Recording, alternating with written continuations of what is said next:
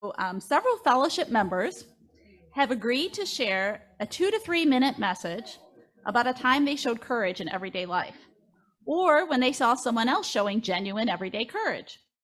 Several members will be sharing over Zoom. Hopefully, we have a good signal. If for some reason we can't hear someone well over Zoom, we will take their words and add them to this week's BUUF Announce so everyone gets to hear what was shared. Please continue with the intergenerational activity as we learn from one another about everyday bravery. Lisa Quinlan-Heibutzki has agreed to share with us first. Okay, I hope everyone can hear me.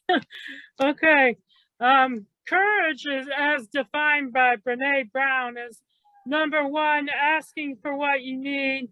Number 2, speaking your truth. Number 3, owning your story. Number 4, setting boundaries. And number 5, reaching out for support. One quote that she said was, courage starts with showing up and letting ourselves be seen. She also wrote a book that was called, I Thought It Was Just Me, But It Isn't. Making the journey from what will people think to I am enough. In this book, she focuses on shame and how it is used to control women and suppress them.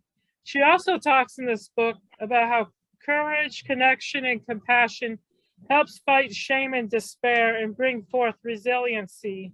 We are in times now, we need all the courage we can get. Brene Brown says, without vulnerability, you cannot create. This is true.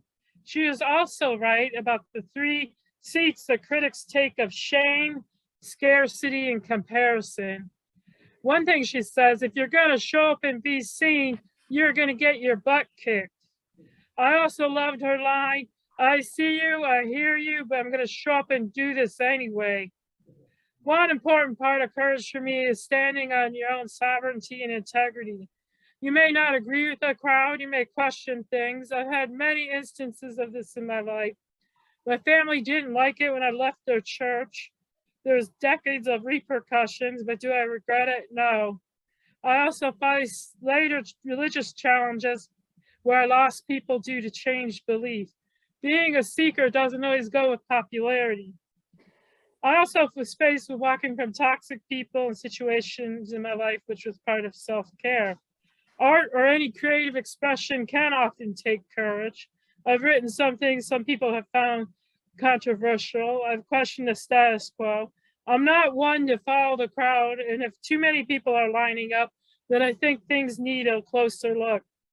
With art, sometimes it feels like you are bearing parts of your soul, which always brings vulnerability. It takes some courage to put yourself out there. And also with art, you ask, will people like it? Well, some people will hate it, some will love it. It's the nature of the business. I once made a professor mad with a controversial painting. I've written poems that probably annoyed a few people. I made people mad for war protesting years ago during the 2000s. I lived in a very pro-war rural town, was down there with my friends, Bob and Carol, with my signs protesting the wars in the Middle East. Some people there actually directly called us crazy.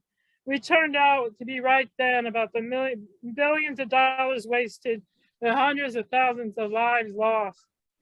Some of us may find ourselves standing alone or very few people as we stand up for what we believe or for the underdog.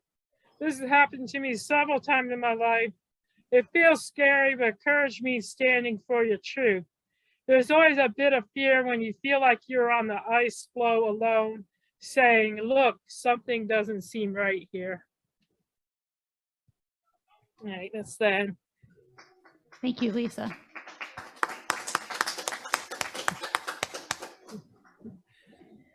Courage from an artist's perspective. Thank you so much for sharing, Lisa.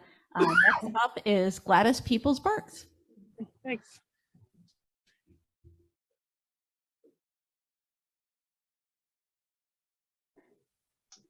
I'm trying to unmute myself. I'm going to share my observations of someone who's a member of BUUF and who I think is just as courageous as you can be. And I'm speaking of Gloria Weberg. Back in the 40s, when our nation was at war, Gloria joined the Whigs. that I call courage. Over the years, I've watched Gloria march in numerous demonstrations for the mistreated and disenfranchised. I've also learned that Gloria brought and raised 6 children in this turbulent world of ours. That takes courage. Gloria's front yard is full of flowers, and it takes courage to plant flowers so that they bloom for everyone to see when you live in a neighborhood of lawns where the grass is mowed and tended carefully. I admire Gloria for her ability to share her love for others. When she learned, when we all heard of the death of George Floyd at the hands of police brutality, Gloria helped paint the words "Black Lives Matter" on the street in front of Benton Harbor High School. That takes courage. Gloria swims regularly in Lake Michigan. That takes courage. Gloria shares with others her creativity and those beautiful hangings on the wall above. Gloria demonstrates 100 years of a life well lived and which she continues living. Gloria, if you're there this morning, I salute you. You are 100 years old, going on to 101. I am 93, facing 94. And when I grow up, I want to be like you.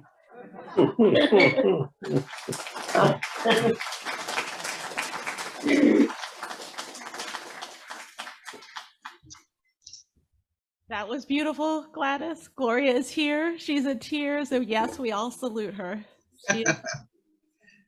And 7 children. We're now going to hear from Rich Hoffman, also over Zoom, and then we'll have a break. We'll have a music video, and then we'll hear from 3 more.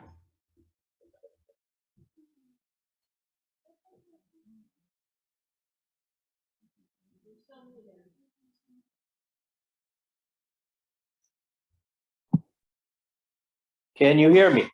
Now we can. Okay, good. Just had a little technical trouble there. Okay, regarding courage, just a couple of quick stories to talk about. I think it takes, at least it's been my experience, that it takes tremendous courage to let people that you love go, whether that's through death or other events. In my own life, over the past 20 years, my wife Sandy and I have probably adopted close to a dozen rescue dogs, and we are down to 2 at the moment. We've had as many as 4, but in every case with these dogs, we knew they would eventually move on. We grew to love them, some more than others. I had a beagle who was my nemesis, but he was also my great love.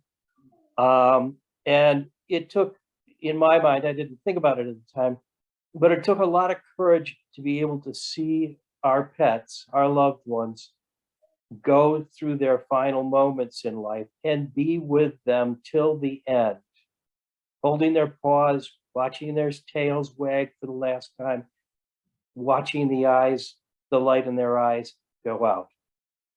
You can't exhibit that kind of courage without a great deal of love. And I firmly believe that when we're letting people go, it takes great love to exhibit great courage. And I think great courage is always driven by great love. And that's all I've got to say.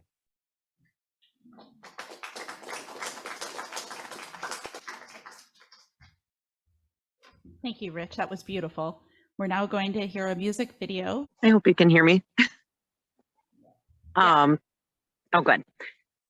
So when I was thinking about like just the moments of everyday courage, I know Joanne had, when she emailed me about it, you know, I work in a school, and my husband's a police officer, and I have family in law enforcement across the country and in armed forces and stuff. So I think everyday courage is something that I witness daily.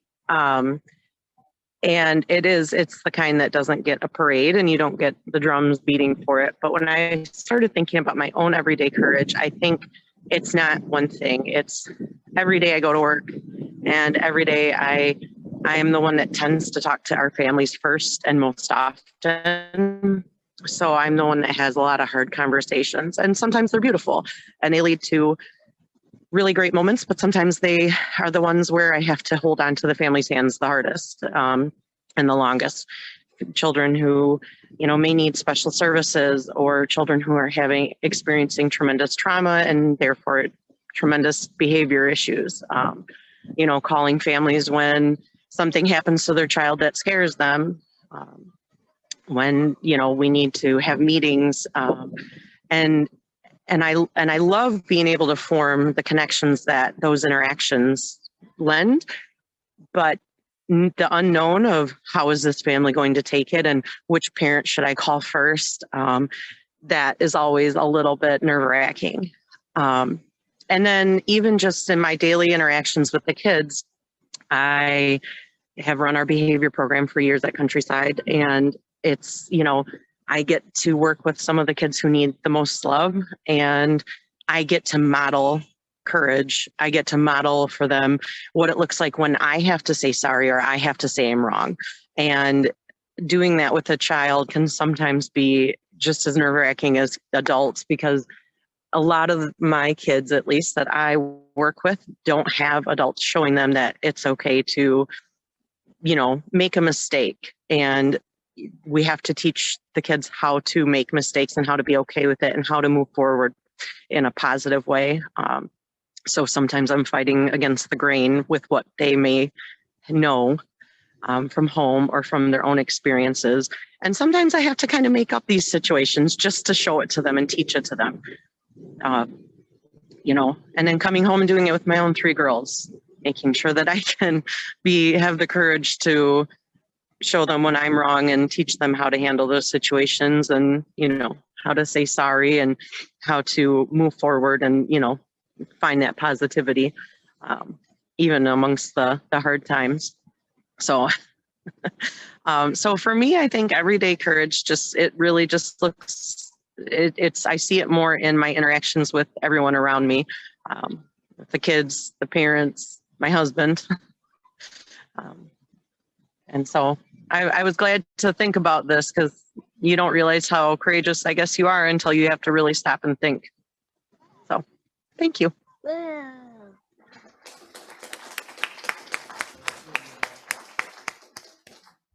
Thank you, Tina. Now, Gloria, who has already been applauded, has a chance to, she also is willing to come up and share some of her wisdom around bravery as well. And then Holly is going to come up after Gloria.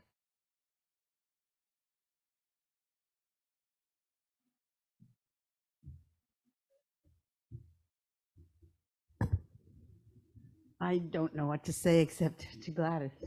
Thank you, Gladys. You brought tears to my eyes. I could hardly talk. So anyway, thank you for such words. You're welcome. I was just going to tell, I think I've told this story once before, but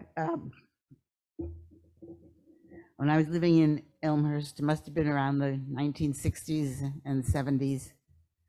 I didn't belong to any particular church or anything like that, but a friend of mine asked me if I would like to join this mission church, which was part of the UCC churches at Elmhurst College, where I lived just a couple of blocks away from in Elmhurst. And I said, sure, I'll see what it's all about. Well, it was about going down to the west side of Chicago and sharing just your feelings or your help or whatever with other people. Most of the people down there were people of color, and they were not most of the ones we would choose would be ones that were not very well off. But first we had to go and take a course in relationships with the Black community. And so I went to Ada McKinley Settlement House or Center, which I think it is today. It's still in existence, of course. And we had a 4-week program.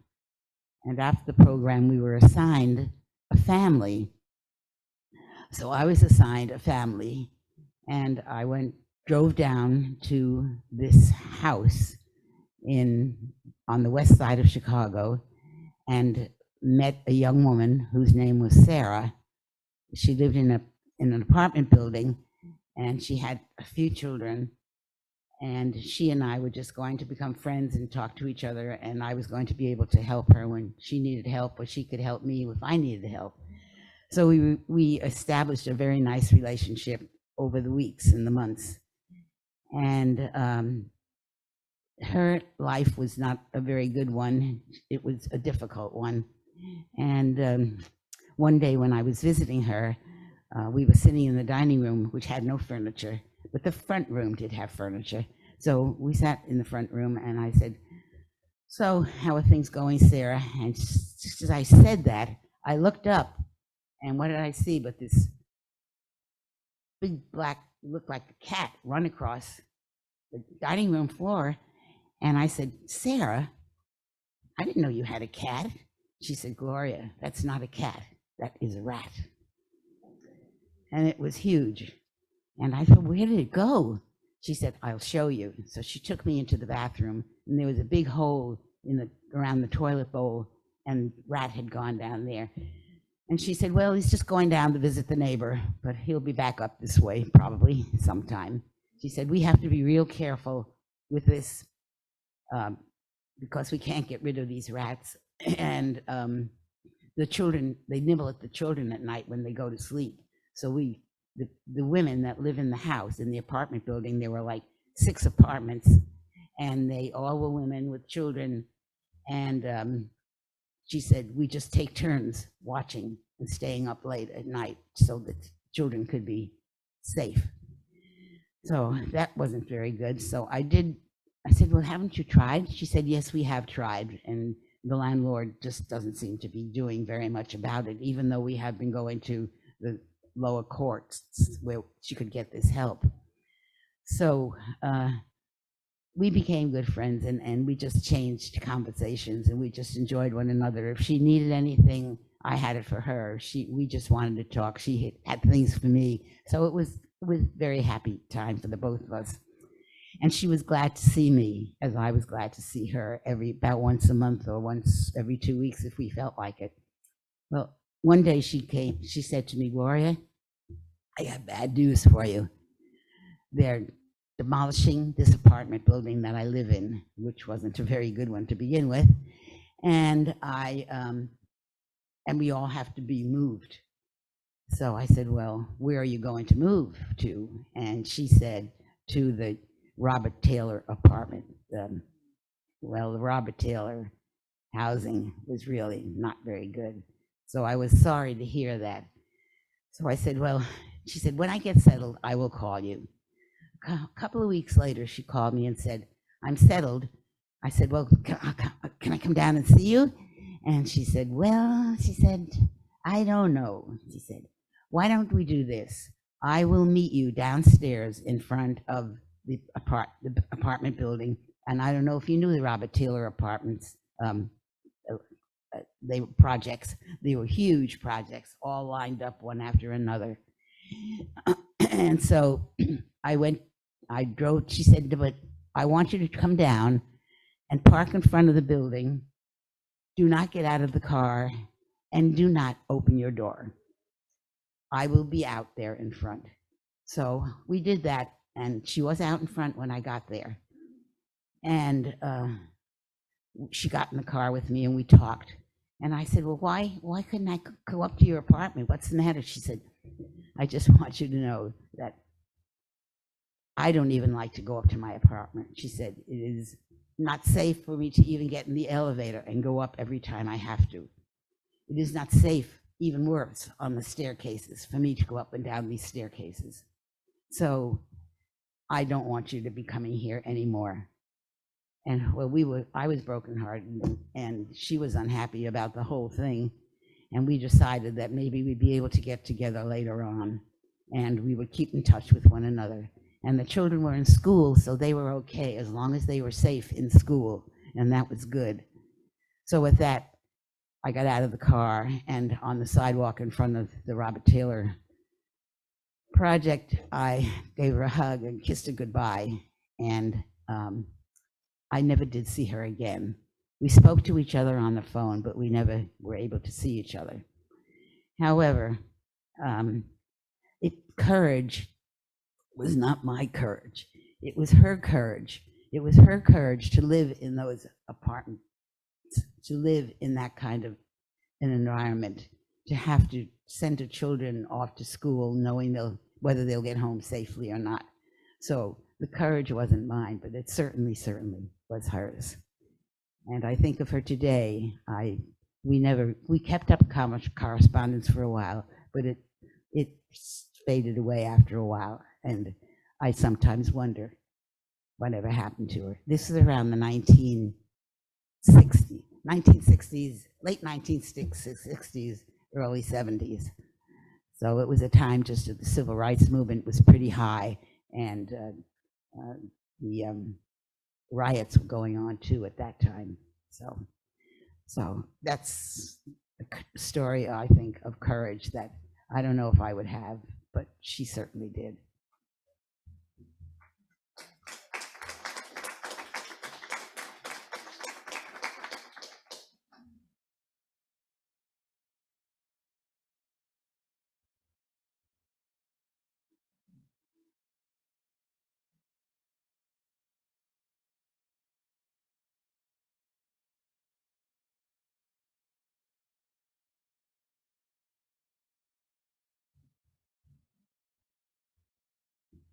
Morning. When you guys are done, if the kids leave their stuff back there, you guys should definitely go take a look, because they're really making lots of really cool little things back there. Oh, sorry. No? Okay. They're making lots of cool stuff back there, so you should go take a look. So I made a little symbol of courage. And when I was thinking about what I wanted to share about courage, I'm gonna actually share a personal thing. So I had to overcome actually like a phobia, not like a real big fear that I was carrying around with me for a long time. And it was a fear around driving. And it took a lot of courage for me to be able to do that. And when I was reflecting on this, I was thinking about like the little things that made that possible for me. Well, not little things, big things. And it was the people that loved me. And knowing that what I wanted on the other side of the fear was bigger than the fear itself. And also just like taking small steps, like not trying to like conquer the whole thing at once, but knowing that I was only going to be able to face the fear and move in courage if I was doing it in very small moments. It was like all in the present moment. And so it was like just getting in the car and sitting in the driveway and thinking about driving, but not really driving. And then it was like, okay, I'm gonna start the car, and and I had a therapist too to help me do all this. And I'm just gonna go backwards and forwards in the driveway, and then I'm gonna go around the block, and then I'm gonna do this, and then so it was like a slow building, and it took courage. It took a lot of just like making the choice like over and over again. So I think sometimes courage can be like one choice, just doing one thing, right? Or courage can be like something that you have to choose over and over again in every like moment. Like, I'm going to do the right thing. I'm going to do the best thing for myself. I'm going to keep trying. I'm not going to give up. You know, I'm going to take a breath and just breathe. and then I'm going to keep going. So that's what courage is to me. And I drive around town now, which is awesome. But I'm still working on it. Like, and Ishmael helps me a lot. He was in the car with me not that long ago when I did like a solo highway driving, because I was like, I'm still trying, I'm still pushing myself. But yeah, so that's my little story of courage. And I think this was awesome to hear everybody's stories of courage. And so thank you guys.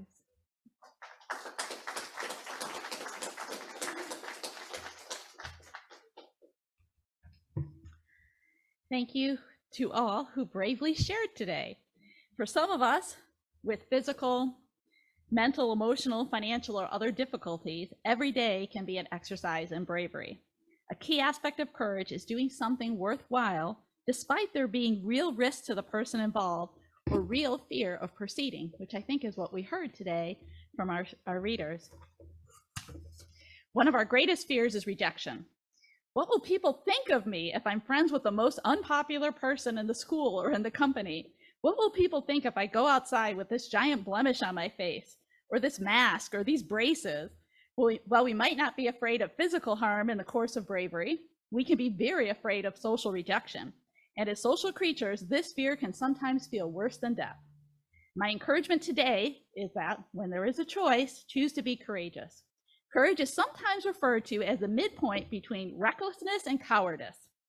The point isn't to take foolish chances every time you can, riding your bike without a helmet or driving without a seatbelt, challenging the biggest bully to a fight, or saying whatever is on your mind regardless of the consequences. That's not courage, that's kind of recklessness. Courage is persevering in your goals and values despite roadblocks. Courage is taking one more step than you think you can. I'm going to quickly outline 4 types of courage and say where I think these stories today fit. One type of courage is physical courage. It can be running a marathon, practicing meditation, or going into work while in physical or emotional pain. I think Holly's story of her fear of driving is to some degree physical courage. It does take courage to get behind the wheel of a car. It is a dangerous thing to do. Gloria joining waves, swimming in Lake Michigan, and her story with Sarah going into what some might consider a dangerous community. That's physical courage. Another type of courage is social courage, which can include being vulnerable and authentic with others. Vulnerability is the way to develop deep and meaningful connections, but it can also be frightening. It is one thing for someone to not like the way we dress or what we eat. It's quite another to have them reject who we are inside. And in my mind, Holly was very courageous today to come up and share her phobia. It can be very frightening to share a phobia because you risk judgment from other people. Luckily here at BUUF, I don't think we have a lot of people that would be harsh judges, but it does take courage. For Rich to share his story about courage and taking care of these animals all the way to their death, showing his vulnerability, his deep concern for others. Those, I believe, are forms of social courage. A third form of courage is moral courage. This means standing up for what we believe is right, regardless of how unpopular our views can be. It can be on an individual level, discouraging gossip, or on a societal level, for example, joining Ellen and Lisa to improve voting rights. I think the story we heard from Gladys about Gloria is also in part moral courage. And what Gloria did during a time of great social strife was moral courage. Also, Lisa sharing some of the choices she made were a type of moral courage. And finally, a fourth form of courage is creative courage, something you generally do very well. It's the courage to shake things up when necessary versus going with the flow. It's the courage to suggest new and better ways of doing things versus going with the flow. New way of doing things, to change up an old habit for something more effective, to try out a new hairstyle or a new piece of technology. Lisa Q shared about how art is, she shows courage through her art, showing what's within. Gloria's wall quilts, a great form of creative courage. She didn't know if we were going to like them, we love them, but putting yourself out there, your work of art. Tina teaching new approaches to parents. Those are all forms of creative courage. So in conclusion, BUUF is a great place to build courage. You need to build up some physical courage? Try helping out with building and grounds maintenance. Social courage? Strike up a conversation with a buffer you'd like to get to know better or join a committee. Moral courage? Try joining You the Vote or volunteering at the Out Center. Creative courage? Join the BUUF board and shake things up a bit, or just try out a new potluck recipe, or volunteer to decorate the sanctuary to mirror our monthly theme. This month's theme is courage and reciprocity, by the way.